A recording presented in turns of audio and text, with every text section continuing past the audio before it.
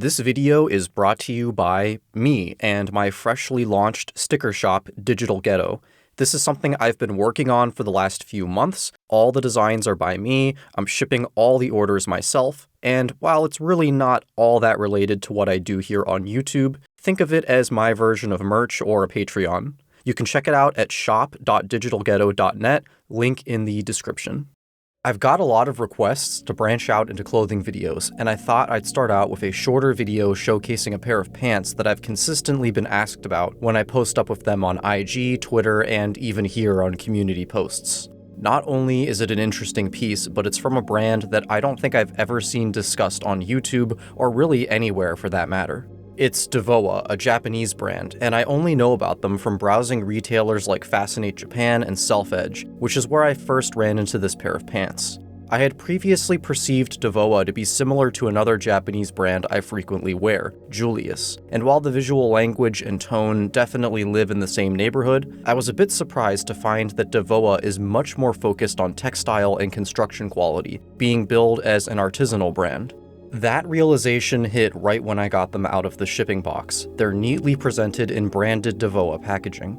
Yes, it's just a little bag with buttons on it, but I haven't really seen this attention to detail before when it comes to pants. The closest is probably getting a pair of Rick jeans inside of a Rick tote bag.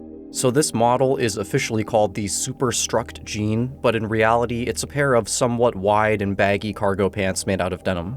On a surface level, the design of the pants themselves is relatively straightforward. It's essentially a futuristic interpretation of a classic military cargo pant.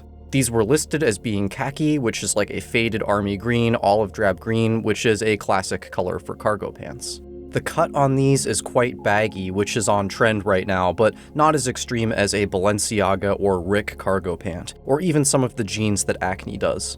Some of that is likely down to sizing. This is a Japanese brand, things tend to fit smaller. I got the smallest size available and they fit perfect in every dimension, while the aforementioned Rick and Balenciaga pants would need to be hemmed like 6 inches to fit me.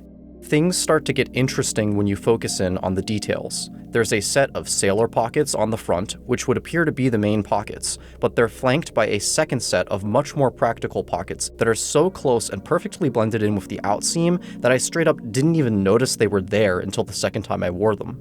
Of course, there's also the prerequisite cargo pockets that sit just above the knee. They can be used top down as a pouch or from the side with the zips. But the most standout detail here are these large flaps, which attach magnetically to the cargo pockets, something I've not really seen before. The only other example I can think of is maybe Johnny Ive's Moncler collaboration.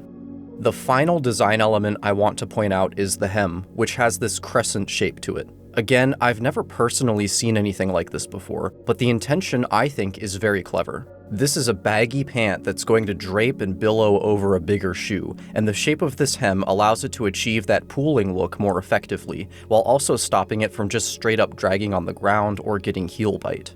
There's also zips down there that let you adjust the flare, but I've been leaving them all the way down.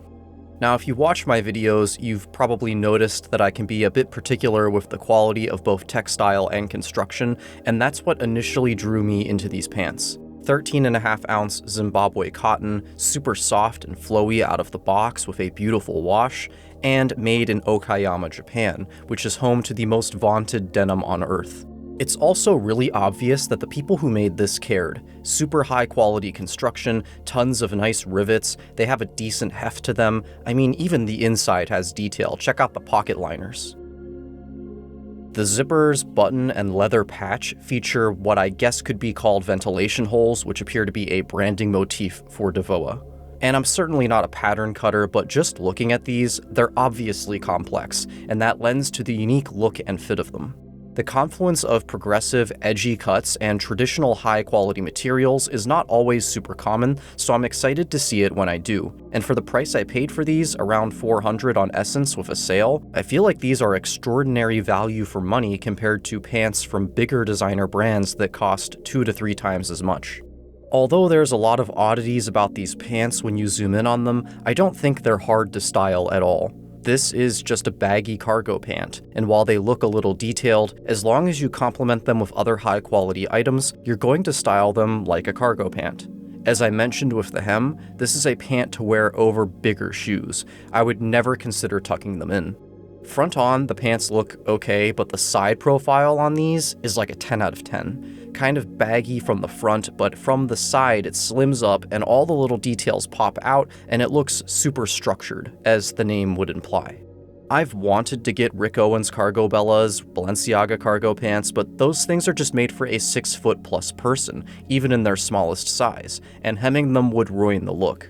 This being a Japanese brand fits a shorter person like me a lot better. And at the end of the day, the clear conclusion for me with all this clothes stuff is that you could be looking at the best designed thing ever, but if it doesn't suit you, and especially if it doesn't physically fit you right, it doesn't really matter. The challenge is to find something that is not only cool to you in a vacuum, but suits your style and integrates with your wardrobe, while also actually fitting on your body as perfectly as possible. That's all I've got to say about these. Thanks for watching, and I'll see you next time.